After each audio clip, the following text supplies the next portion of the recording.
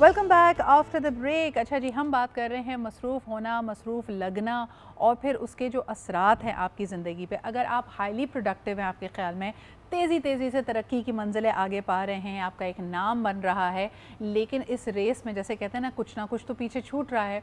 और वो जो पीछे चीज़ छूट रही है वो ये है कि आप अपने वक्त को नहीं डिवाइड कर पा रहे अपनी फैमिली के साथ, अपने बुज़ुर्गों के साथ। कितने लोग हैं जो बेचारे फिर इस पछतावे के साथ ज़िंदा रहते हैं कि जी हम इतने मसरूफ़ हो गए थे, सोचा था 3 महीने बाद छुट्टी मिलेगी तो घर वापस चले जाएंगे, शहर वापस चले जाएंगे और अपने बुज़ुर्ग वालिदैन के साथ वक्त स्पेंड करेंगे, लेकिन ज़िंदगी ने मौका नहीं दिया। या इसी तरह अगर आप यंगस्टर्स की बात करें, आपने बहुत मेहनत की, उनको एक बेहतरीन लाइफस्टाइल दिया, लेकिन जो आपका ज़ाती वक्त आप उनको नहीं दे पा रहे थे, इसकी एक कीमत फिर आपको अदा करनी पड़ी। बच्चे के रवैयों में आपको नज़र आने लगा, या तो वो स्ट्रेस डिप्रेशन का शिकार हुए या आप ही से जुदा हो गए। Let's ask Asma about it. Asma, आप अपने इर्द गिर्द क्या देखती हैं? क्या आपको कुछ स्टूडेंट्स ऐसे नज़र आते हैं वेर यू कैन टेल कि इनको वक्त नहीं मिल रहा अपने घरों में? बिल्कुल ऐसा है। स्टूडेंट्स जब क्लास में गैदर होते हैं और आप उनसे जब इंटरेक्शन करते हैं, आपको उनके कॉन्फिडेंस से, उनकी टोन से, उनके एक्सप्रेशन से काफ़ी सारी चीज़ें इन्फॉर्म हो जाती हैं। इसकी एक छोटी सी एग्जांपल मैं आपको इस तरह शेयर करूँगी कि जब हम स्टूडेंट्स को कहते हैं कि आप अपनी प्रेजेंटेशन दें, तो प्रेजेंटेशन में कुछ बच्चे बड़े कॉन्फिडेंटली अपने आप को पोर्ट्रे करते हैं, कुछ बच्चे बिल्कुल डल फील करते हैं। They even didn't get the opportunity कि किस तरह बात करनी है या किस तरीके से इंटरेक्ट करना है। और ऐसे स्टूडेंट्स जो हैं उनकी दोस्तियाँ भी बहुत कम होती हैं, वो ग्रुप्स वगैरह में पार्टिसिपेट नहीं कर पा रहे होते, टीचर्स के साथ प्रॉपर्ली इंटरेक्शन नहीं कर पा रहे होते।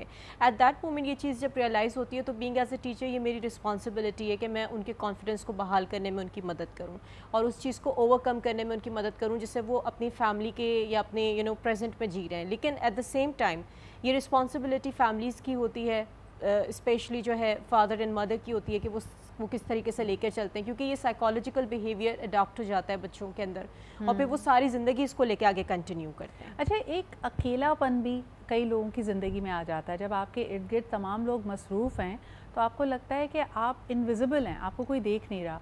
ये सवाल अगर मैं आपके पास लेके आऊँ उज़्मा, कई दफ़ा देखने में आया है कि एक ख़ातून को शादी करने के बाद बेहतरीन लाइफ़स्टाइल मिल जाता है, बेहतरीन स्टेटस मिल जाता है, लंबी चमचमाती गाड़ी है, घर में नौकर चाकर हैं, मियाँ मोहब्बत का इज़हार बहुत सारे महंगे तोहफ़ों से करता है। लेकिन कई ऐसी ख़वातीन भी अपने आप को बहुत अकेला महसूस करती हैं, कहती हैं कि ये इतने मसरूफ़ हैं कि मेरे पास कोई बात करने वाला नहीं है। आप क्या मशवरा देंगी ऐसी देखो, ख़वातीन को? बातचीत जो है ना वो ज़िंदगी में कभी ख़त्म नहीं होनी चाहिए। अभी थोड़ी देर पहले जो हम बात कर रहे थे कि आदमी भी इतने मसरूफ़ होते हैं जो कि वर्किंग हैं, जाहिर सी बात है कि वो वक्त नहीं निकाल पा रहे, तो वो वक्त निकालने की कोशिश ज़रूर करें और इस बात को कम्युनिकेट करें कि देखो मैं पूरी कोशिश कर रहा हूँ वक्त निकालने की, लेकिन मेरी मसरूफियत ऐसी है, जाहिर सी बात है अगर मैं ये छोड़ूंगा तो फिर हमारी ये चीज़ें रुक जाएंगी।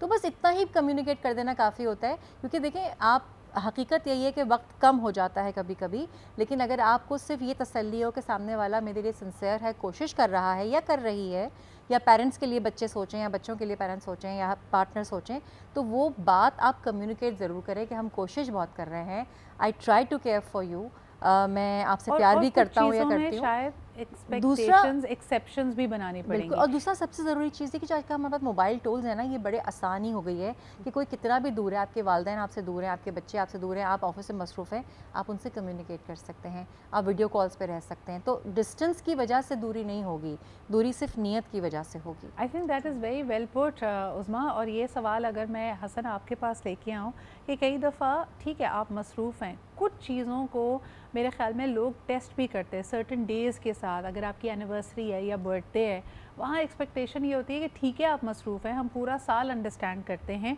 लेकिन उस दिन ये एहसास दिलाएं अगले बंदे को कि वो आपके लिए अहम है। आपकी तमाम मसरूफ़ियत को थोड़ा उसको कर्टेल करें।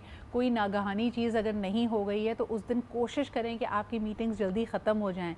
ये एफ़र्ट करना भी तो ज़रूरी है ना हसन, क्या कहोगे?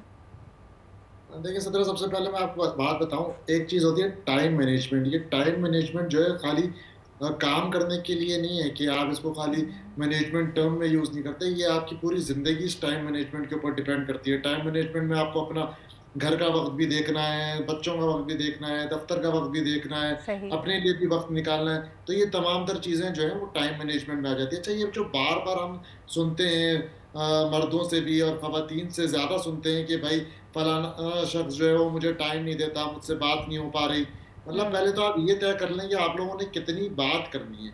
और मतलब क्या बात करनी और कितनी बात आपको करनी है और कितना झगड़ा करना है। जब बात करने कितना लगते हैं तो झगड़ा झगड़ करना है। पड़ते हैं। हाँ, और अब क्या मैं बात करनी समझता है। हूँ कि कोई इंसान कोई भी काम कर रहा हो और अगर वो किसी रिलेशनशिप में है या वो मियाँ बीवी है तो उनको इतना टाइम जरूर लाजमी मिल जाता है कि वो एक दूसरे के साथ जो जरूरी बातें हैं वो कर सकें दिन भर की, उसके अलावा भी जो बातें वो भी कर सकें। ये तमाम तर चीजें जो हैं वो खाली मिथ बेस्ड हैं और हमने जो है इसको एक रीजन बना लिया है नखरा दिखाने का या झगड़ा करने का कि भाई टाइम नहीं है, ये मुझे वक्त नहीं देता या ये मुझे वक्त नहीं देती।